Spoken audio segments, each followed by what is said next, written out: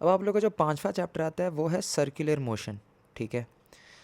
ये थोड़ा सा औखा किस्म का चैप्टर है बिकॉज एक तो लेंथी भी है, ठीक है, तो उसका कॉन्सेप्ट ज़्यादा है, प्लस इसके अंदर आप लोग ग्रेविटेशन से रिलेटेड चीज़ें भी पढ़ेंगे, थोड़ा सा लेंथी है बट नॉट टू डिफिकल्ट, ठीक है, अगर आप थोड़ा सा इसको गौर से पढ़ें because there is a lot of similar stuff जो कि आप लोग पीछे पढ़ चुके हैं, उसी की वेरिएशन बस आप लोग जो है ना उसको एंगुलर तरीके से पढ़ेंगे। पहले आप लीनियर पढ़ रहे थे, फिर आप इसको एंगुलर तरीके से पढ़ेंगे, तो काफ़ी ज़्यादा चीज़ें सिमिलर हैं।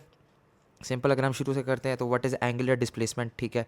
डिस्प्लेसमेंट हमें पता था it is the shortest distance, तो angular displacement is the angle in radian और डिग्री को भी हम लोग यहाँ पे हम इसमें रेडियंस लेते हैं वैसे अमूमन इस टॉपिक के अंदर। Covered by the body having circular motion, ठीक है, तो अगर आपकी बॉडी एक सर्कल के अंदर मूव कर रही है, ठीक है, तो the shortest distance covered in this circle is known as the angular displacement. तो यानी देखिए सिमिलर चीज़ है, बस इसको हम लोग एक एंगल के अंदर हम लोग डिस्कस कर रहे हैं, ठीक है। वेलोसिटी हमने पीछे पढ़ा था, it is the rate of change of displacement. यहाँ पर द एंगुलर वेलोसिटी हम इसको ए वेलोसिटी कह देते हैं, ठीक है। It is the rate of change of angular displacement, ठीक है। तो अगर हम नॉर्मल वेलोसिटी और एंगुलर वेलोसिटी का अगर हम रिलेशन हम लोग डिफाइन करें तो v is equal to r omega होता है, ठीक है।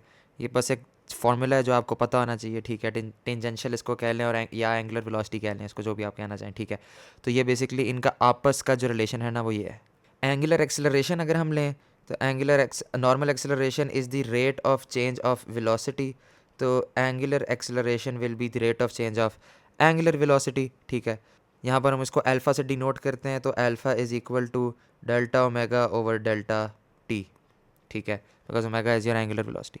सेंट्रीपिटल फोर्स का यहाँ पे हम लोग जिक्र करेंगे। सेंट्रीपिटल फोर्स क्या होती है? सेंट्रीपिटल फोर्स ये होती है कि अगर आपकी एक चीज़ है, बॉडी है, अगर वो मूव करी है इन अ सर्कल, तो there needs to be a force that is keeping that object moving inside that circle, ठीक है। तो the centripetal force towards the centre of that circle लग रही होती है, ठीक है। So this is known as your centripetal force. अगर सेंट्रीपिटल फोर्स आपकी रिमूव हो जाए, क्योंकि अगर आपका एक ऑब्जेक्ट मूव कर रहा है, वो पहले इस डायरेक्शन में आ रहा है, फिर वो इस डायरेक्शन में आ रहा है, फिर वो इस डायरेक्शन में आ रहा है, ठीक है, it is constantly changing its direction, लेकिन वो फिर भी टूवर्ड्स द सेंटर ही उसकी सेंट्रीपिटल फोर्स लग रही है। अगर हम सेंट्रीपिटल फोर्स रिमूव कर लेते हैं, फॉर इंस्टेंस अगर हम लोग इसको हम रेड से डिनोट कर लेते हैं, ये पॉइंट है, यहाँ पर उसकी सेंट्रीपिटल फोर्स रिमूव हो गई है, तो यहाँ पर होगा ये कि अगर उसकी डायरेक्शन आपकी इस तरफ थी, ठीक है, तो सेंट्रीपिटल फोर्स यहाँ से रिमूव हुई तो it will move in that direction, तो उसी डायरेक्शन में ना वो उसी डायरेक्शन में बस डायरेक्टली निकल जाएगा। अगर सेंट्रीपिटल फोर्स रिमूव हो जाए, वो उस टेंजेंट के ऊपर उस स्ट्रेट पाथ में बस वो निकल जाएगा। बहुत सी चीज़ें यहाँ पे हम लोग ऑलरेडी पढ़ चुके हैं, ठीक है। आप इसको बस वही जो मैंने आपको शुरू में कहा था, लीनियर और एंगुलर में आप लोगों को रोटेटरी मोशन में फ़र्क पता होना चाहिए। फॉर इंस्टेंस अगर हम लोग लीनियर और एंगुलर में यहाँ पे अगर मैं आपको जल्दी से बता दूँ, ठीक है, लीनियर और एंगुलर में अगर मैं आपको डिफरेंस बताऊं तो यहाँ पर अगर हम लोग मैस लेते हैं तो यहाँ पर हम लोग इनर्शिया लेंगे, ठीक है। अगर हम लोग यहाँ पर एनर्जी फॉर इंस्टेंस अगर हम काइनेटिक एनर्जी हम लोग लेते हैं हाफ एम वी स्क्वायर, तो यहाँ पर हम लोग लेंगे आपका मैस इनर्शिया से रिप्लेस हो जाएगा and we will be replaced by angular velocity which is half I omega square. Simple चीज़ें। अगर आप लोग यहाँ पे इक्वेशंस ऑफ मोशन भी इस्तेमाल करना चाहते हैं जो हमने पहली 3 पढ़ी थी पिछले चैप्टर्स के अंदर, तो वहाँ पर बस आप लोगों की linear velocity will be replaced by angular velocity and linear acceleration will be replaced by angular acceleration. अगर यहाँ पर हम लोग एंगुलर मोमेंटम की बात करें, ठीक है, तो एंगुलर मोमेंटम सीधा सा है कि angular momentum will be denoted by L, ठीक है, एंड उसका जो फॉर्मूला है that is the moment of inertia multiplied by your angular velocity, ठीक है। बिकॉज आप लोगों का अगर हम लोग उसको लीनियर टर्म्स में देखें तो दिस वुड हैव बीन, इसको हम रेड से लिख लेते हैं, ठीक है, this would have been your mass and this would have been your normal velocity, ठीक है। तो इसलिए हम इसको आई इंटू ओमेगा कर रहे हैं because it is again being changed from your linear relation to your angular या रोटेटरी मोशन, तो this is why this is angular momentum का फॉर्मूला।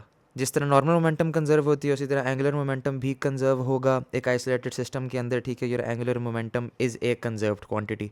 यहाँ पर एक स्पेसिफिक उसने हमें यहाँ पे कंडीशन दी हुई है which is artificial satellites, and वो हम इसलिए डिस्कस कर रहे हैं इस बिकॉज जो ग्रेविटेशनल मोशन है, ठीक है, उन सैटेलाइट्स के ऊपर, that acts as a centripetal force. Because आपके जितने भी, अगर आप सैटेलाइट ले लें या अगर आप कोई प्लैनेट्स भी, अगर आप मून भी ले लेते हैं फॉर इंस्टेंस, ठीक है, तो your moon is revolving around your earth because of the centripetal force that is acting on that moon, और वो centripetal force is your gravitational force, ठीक है। तो अगर हम एक यूनिवर्सल ग्रेविटेशनल फोर्स का अगर हम लोग जो हैं फॉर्मूला देखते हैं, ठीक है, your force is equal to, यहाँ पे आप लोग का ग्रेविटेशनल कांस्टेंट होगा, it is the universal gravitational constant, ठीक है, and it is the product of masses divided by the square of the distance between those two masses, ठीक है। यहाँ पर the masses being your earth and then your छोटा सा moon, ठीक है, which is revolving around that around that planet, around your planet, ठीक है। इसको हम यहाँ से इस तरह कर सकते हैं। अगर हम लोगों ने यहाँ से एक्सेलरेशन ड्यू टू ग्रेविटेशन निकालनी है, ठीक है, तो उसका जो एक आसान तरीका, जो मैं, अगर आप लोगों को फार्मूला नहीं याद होता, वो मैं आपको सिखा ये सकता हूँ कि हमने acceleration due to gravity is basically g, ठीक है, विच इज़ 9.81। तो यहाँ पर अगर हमने जी को सब्जेक्ट बना लें तो दैट इज़ फोर्स ओवर मास, ठीक है। फोर्स का हमने पीछे फार्मूला पढ़ लिया है, which is G m1 m2 over r square multiplied by 1 over m। यहाँ से आपका एक m कैंसिल हो गया, so g will be equal to capital G। ये नॉर्मल G और कैपिटल G में आप लोगों ने कंफ्यूज नहीं होना, this is your universal gravitational constant, it will be equal to G m over r square. This is your acceleration due to gravity. यहाँ पर एक और कॉन्सेप्ट है ऑर्बिटल वेलोसिटी का, डेरिवेशंस आप लोग को आनी नहीं चाहिए, लेकिन वो आपको वैसे ही आप लोगों को मैं फार्मूलाज के वजह से बता रहा हूँ। ऑर्बिटल वेलोसिटी के अंदर basically v will be equal to the mass of the planet, यहाँ पे अगर हम अर्थ अज्यूम कर रहे हैं तो m into gravitational constant divide by r, ठीक है। ये बस एक फार्मूला, ये आप लोगों को पता होना चाहिए। इसके अंदर मास of the satellite is not important when describing its orbit, ठीक है। जिस ऑर्बिट में है ना, उस सैटेलाइट के वज़न का हमें फ़र्क पता लगना हमें ज़रूरी नहीं है। खैर, ये आप लोगों ने देख लिया होगा, थोड़ा सा इन्फॉर्मेशन हैवी चैप्टर है, ठीक है।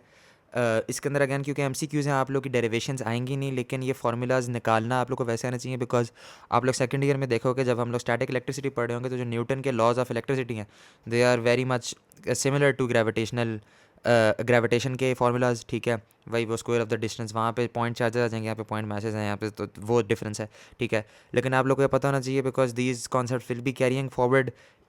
आसान चैप्टर है, थोड़ा सा इन्फॉर्मेशन हैवी है, ठीक है, थोड़ा सा लेंथी भी है, बट आई होप कि आप लोग को इससे समझ आ गया होगा। बस आप लोग को लीनियर और एंगुलर रिलेशन आप लोग को पता होना चाहिए कि those things can be replaced, the linear formulas can be replaced by the angular formulas, formulas exactly same है। तो अगर आप लोग को लीनियर फार्मूलाज आते हैं, एंगुलर फार्मूलाज आप लोग के बिल्कुल मुश्किल नहीं होंगे। So that is your chapter 5 done.